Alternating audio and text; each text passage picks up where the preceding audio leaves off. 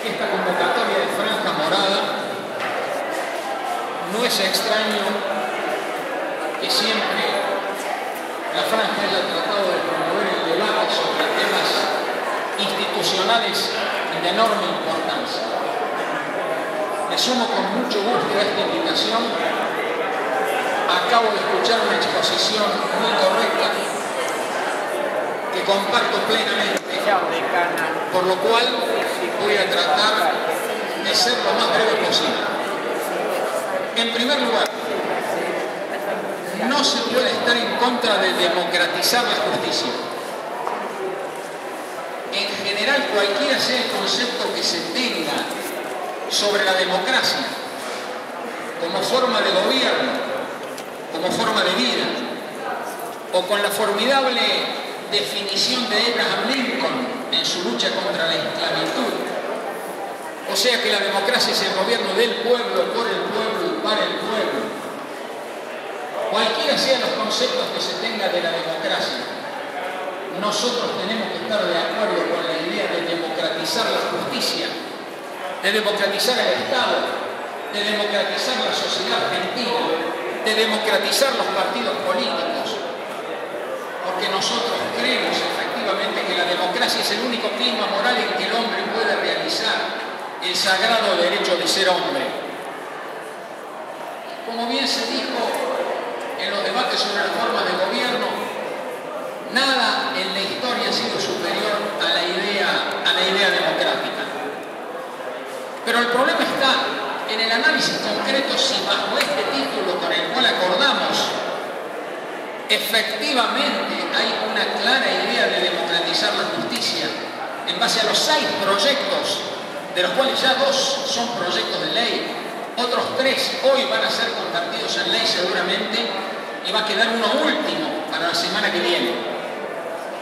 En este sentido quiero hacer una primera distinción. Hay 3 proyectos, más allá de algunas de las críticas que comparto sobre uno de ellos, que en general para mí pueden ser observados positivamente en base a la idea de democratizar la justicia. Cuando nosotros hablamos del acceso al Poder Judicial en base a la idoneidad, como dice la Constitución, y por un concurso de antecedentes, nosotros estamos hablando de una idea claramente positiva que nosotros tenemos que apoyar. Es lo que dice la Constitución Nacional, es lo que dice la Constitución Provincial, es lo que dice, por ejemplo, la Carta Orgánica Municipal de Córdoba. Pero algunos, permítanme una digresión porque tiene que ver con esta facultad de derecho. Acá se vanagloria, me refiero al Tribunal Superior de Córdoba de Justicia, de que acá sí hay concursos para ingresar, y en la última acordada han prohibido que los jóvenes abogados se puedan presentar como meritorios del Poder Judicial. Pregúntense cuándo uno puede ingresar por concurso al Poder Judicial de la provincia de Córdoba. Entonces quiero señalar con esto, porque ustedes saben que tener el título de abogado es una discriminación negativa para este Tribunal Superior de Justicia, porque no se permite que los jóvenes abogados ingresen. Y por eso presenté un amparo en el Poder Judicial, y por eso, hablando de medidas cautelares, ya apareció un juez que rechazó ese pedido. Pero en cambio una jueza digna que defiende la Constitución, la jueza de quinta nominación, Fraire de Barbero, de la ciudad de Río Cuarto, donde también pronunció una conferencia para luchar por una justicia verdaderamente independiente y de acuerdo a la Constitución, esa jueza hizo lugar a medida cautelar. De tal manera entonces que precisemos la primera cuestión. Más allá de los problemas que tiene ese proyecto, ustedes saben que para los cargos menores en el orden federal va a haber sorteo, ahí entonces no está presente la idea de la idoneidad, y para los cargos superiores hay tanta arbitrariedad para el burócrata judicial de turno que puede elegir entre los primeros 20 cargos.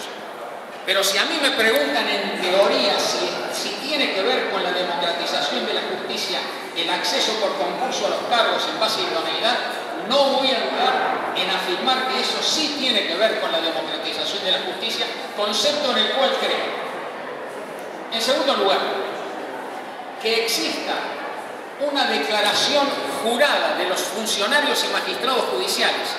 Lo apoyo firmemente porque nosotros creemos en los valores de la República y de la democracia y porque todos nosotros tenemos que saber, a esta altura ya se han caído todas las caretas, que este es uno de los países más corruptos de América Latina y del mundo. Cuando desde la etapa menemista aparecían los índices de Transparency International y aparecía Argentina con aplazos en la materia, había algunos que miraban al costado, como si los problemas de la corrupción y un problema todavía mucho más grave que tiene la sociedad argentina y el Estado argentino, que es el extraordinario grado de impunidad frente a los actos de corrupción. Tuve el honor de ser constituyente de la Nación y nosotros colocamos en el artículo 36 que merecen la pena de los infames traidores a la patria, no solo quienes atentan contra el orden constitucional, sino también los que se enriquecen ilícitamente en la función pública. ¿Qué significa la corrupción frente a las bases morales y espirituales que tiene que tener un sistema democrático? ¿Qué tipo de credibilidad puede tener el pueblo cuando ven que la política puede ser un camino para cambiar de vida o para enriquecerse? Nada hay más importante que reivindicar la política sobre bases éticas. Siempre la política tiene que estar indisolublemente unida a la ética. Por tanto, con los gravísimos problemas de corrupción que también se presentan entre los jueces, o no es un ejemplo de ello Yarvide, además de ser un adicto al poder político de turno. ¿Qué otro camino tenemos nosotros? ¿Cómo vamos a poder estar en contra de una publicidad de todas las declaraciones juradas de los funcionarios, no solo del Poder Judicial, sino de todos los poderes del Estado? El acceso a la información es un requisito fundamental para una verdadera democracia.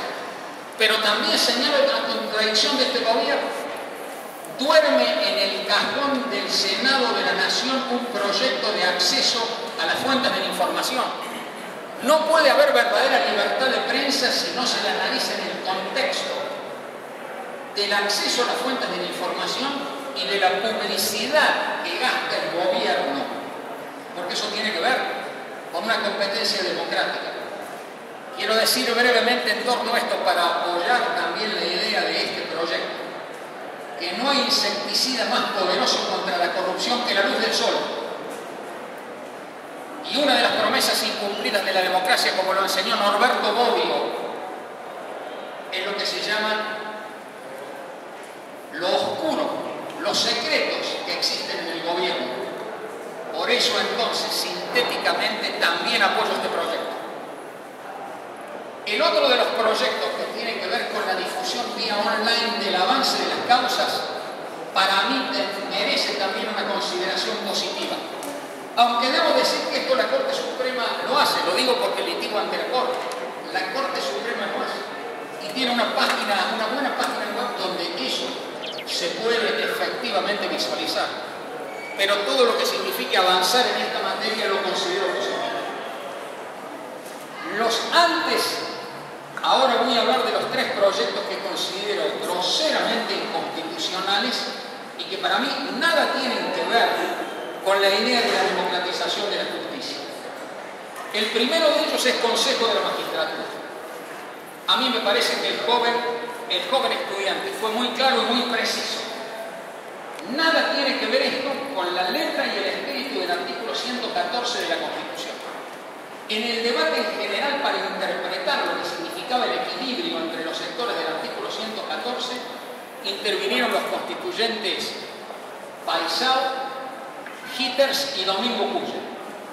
Y hubo un debate específico en la comisión de redacción donde participó mi amigo el doctor Alberto García Lema, que acompañó en estos debates todos estos antecedentes, donde no hay ninguna duda que los constituyentes de 1994, ante las críticas que existían por la politización de la justicia, por la extrema politización de la justicia que llevaba a una justicia adicta, o sea, no independiente, postularon la incorporación del Consejo de la Magistratura.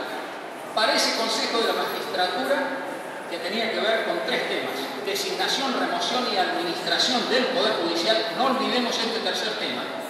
Lo digo de paso porque sostengo que ha sido gravemente sospechosa la actitud del señor Lorenzetti al acordar quién sabe qué con la Presidenta de la República, precisamente por el manejo de la caja. Donde vuelvo a decir, como ex constituyente de la Nación, que la administración del Poder Judicial corresponde al Consejo de la Magistratura. ¿Y saben por qué lo hicimos? Porque todos sabemos la lentitud y el atraso que tiene la Corte Suprema de Justicia de la Nación. Ustedes no pueden reconocer que hay más de 200 secretarios letrados que tiene la Corte. Si ustedes me apuran y me dicen, doctor, ¿y quién hace los fallos? Los 10.000 fallos por año. Es muy difícil pensar que los jueces de la Corte lo van a hacer efectivamente. Por eso les digo que la idea del Consejo de la Magistratura con la idea de la administración del Poder Judicial tenía un claro sentido.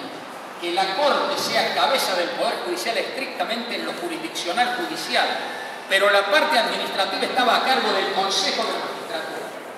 ¿Cómo se integraba el Consejo de la Magistratura? Con un equilibrio entre los sectores que provenían del voto popular, esencialmente los legisladores, no el representante que venía del Poder Ejecutivo, porque el único que tiene mandato popular es solo el presidente de la República, nada más, en este Poder Ejecutivo unipersonal que tenemos.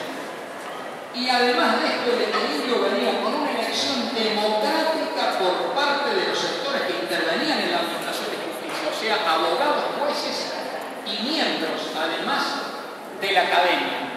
Y en las dos leyes anteriores, reglamentarias, de este artículo de la Constitución, nadie dudó en que esto debía ser así, porque esa era la letra y el espíritu de la Constitución. En la primera conformación, ley 24.937, 20 miembros, y se alcanzó un equilibrio. En la segunda conformación, la ley 26.080 ya se redujo de 20 a 13 miembros. Acá es donde intervino como presidente de la Comisión de Asuntos Constitucionales la propia Presidenta de la República, que en ese momento era senadora. Y cuando interviene Fernández de Kirchner, dice con acierto que una de las grandes garantías que tenían los jueces en el Consejo de la Magistratura, además del equilibrio, era que eran necesarios 2/3 de votos para la designación o para la remoción de los jueces. Eso es precisamente lo que ahora se borra, porque además de romperse el equilibrio con esta conformación que se ha hecho en base al voto popular, también se reducen los 2/3 a una mayoría absoluta, con lo cual ustedes saben que va a ser muy fácil de ahora en adelante tener el quórum suficiente para poder remover los jueces, que es la espada de la muerte que tienen los jueces, y eso directamente va a conllevar a que algún juez que se alce contra el poder político de turno naturalmente va a poder ser removido por el Consejo de la Magistratura. Acá hay otra tercera objeción sumamente seria. Para una elección de presidente y vicepresidente de la República, ustedes saben que hace falta que las candidaturas sean efectuadas por un partido político federal, que es aquel que tiene reconocimiento en 5 distritos de los 24 que tiene la República.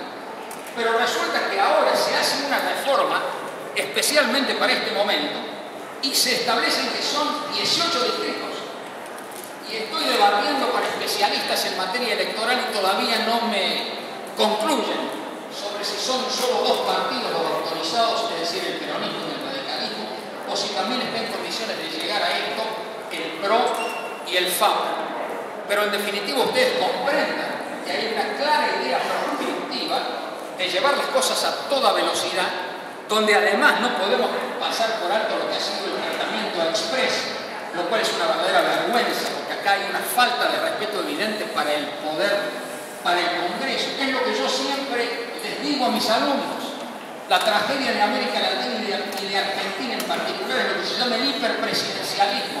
Un presidencialismo desbocado que avanza sobre las competencias del poder más importante en la democracia, que es el Congreso, porque ahí está la verdadera representación de la soberanía popular, y por supuesto sobre el Poder Judicial, que tiene una función contramayoritaria y que luego de los luminosos debates de los escritos federalistas, particularmente Madison y Hamilton, saben que tiene como misión salvar la supremacía de la Constitución, y así se puede restablecer el equilibrio, porque nosotros sabemos que el objetivo último del constitucionalismo es asegurar la plena vigencia de los derechos humanos y limitar el poder, dividiéndolo entre poderes que se controlan recíprocamente. Por tanto, la clara idea que está atrás de la modificación del Consejo de la Magistratura no es otra, como lo dije en un artículo de La Voz del Interior y lo digo en mis conferencias, que buscar la partidización de la justicia para dominar políticamente al Consejo de la Magistratura y de esa manera avanzar sobre el valor más importante que tiene que tener el Poder Judicial, que es una verdadera justicia independiente, como lo dice ese cartel tan decisivo de la Franja Morada. Segundo proyecto. Comparto plenamente lo que he dicho la vez. Si hay un aspecto, porque me quedo sin calificativos anteriores, esto me produce un enorme dolor y una enorme angustia como abogado que ejerce la profesión. Imagínense lo que hubiera sido el corralito sin medidas cautelares. Cuando los poderes políticos y los banqueros corruptos avanzaron quedándose con el sueño de millones de argentinos. Porque naturalmente los amigos del poder tenían la información para llevarse los dólares afuera, como Caballo y compañía. Imagínense lo que hubiera sido el corralito sin medidas cautelares. ¿Acaso Onganía, después que se crea el amparo en los casos Siripot, con el fallo luminoso de un profesor de Córdoba, Alfredo Orgaz, presidente de la Corte Suprema, ¿acaso Onganía con la llamada ley 16.986 no trató de limitar los efectos del amparo y de las medidas cautelares? ¿Acaso cuando aparece la tragedia del corralito no dictaron incluso una ley en medio de esa emergencia económica para impedir la presentación de amparos y de medidas cautelares? Sin medidas cautelares no puede haber justicia oportuna ni puede haber justicia. Las medidas cautelares son esenciales para una correcta administración de justicia. Si hay algo que caracteriza al constitucionalismo y a su hijo directo, que es la Constitución, es la defensa de los derechos humanos y de las garantías, y por supuesto la limitación y la división del poder. ¿Cómo podemos admitir que se ataque el corazón mismo del constitucionalismo, que es lo que significa esta ley que virtualmente prohíbe para siempre las medidas cautelares? Yo debería explicarles en detalle este tema, pero saben que no tengo tiempo y van a continuar otros expositores aquí. Pero imagínense el concepto de que se presenta una medida cautelar, inmediatamente después viene una apelación del Estado, cae la medida cautelar, pasás a la Cámara supongamos que te dé de nuevo una medida cautelar, inmediatamente apela el Estado a la Cámara Nacional de Casación correspondiente y cae de nuevo la medida cautelar. ¿Cuándo vas a poder tener una medida cautelar? Además que se establece una limitación en el tiempo, 6 meses para los juicios ordinarios, 3 meses para el amparo. ¿Acaso ustedes creen que tenemos sentencias de fondo en tiempos tan rápidos? Nadie de nosotros puede desconocer la extrema lentitud que tiene la justicia argentina. Democratizar la justicia significa modificar los códigos de procedimientos para que realmente haya una justicia oportuna en la Argentina. Democratizar la justicia significa que los pueblos, que los pobres, los desposeídos, los sectores más vulnerables puedan acceder a la justicia sin pagar estas tasas de justicia. Eso es democratizar la justicia. Nada de eso se está analizando. Para democratizar la justicia, lo digo de paso, necesitamos jueces que tengan plena capacidad, una verdadera carrera judicial, en la cual sobre todo el énfasis tiene que estar puesto, no lo digo porque sea un constitucionalista, en la preparación en materia constitucional de los jueces. Porque en el derecho constitucional está la defensa de los derechos humanos. Y precisamente es la Constitución nuestra ley suprema y la que a la luz de la extraordinaria reforma constitucional de 1994 ha producido un salto cualitativo en esta materia que nadie puede desconocer. Asisto a congresos de derecho constitucional comparado en el mundo y todos saben lo que significó el avance de esa reforma constitucional de 1994, porque a 11 tratados internacionales de derechos humanos se le ha reconocido la misma jerarquía de la Constitución. Si hay algo que está fuera del debate es el avance cualitativo que nosotros logramos en esta materia. Entonces, ¿cómo puede ser que ahora con la eliminación de las medidas cautelares nosotros afectemos el corazón de la Constitución y de la reforma del 94? Si ustedes me preguntan cuáles son los derechos humanos que van a ser violados, yo les digo que son todos, desde el artículo 14 en adelante. ¿Quién puede creer que no van a ser afectados los derechos económicos, sociales y culturales? ¿Quién puede creer que no se va a afectar sobre todo a los intereses populares? ¿Quién va a pensar que no van a ser afectados los jubilados? ¿Quién va a pensar que los trabajadores no van a sufrir por esto? Es una reforma reaccionaria, groseramente inconstitucional, claramente conservadora, que apunta al corazón de lo más progresista que tiene nuestra Constitución a la luz de la reforma del 94, que es el extraordinario avance producido en materia de derechos humanos y de garantías.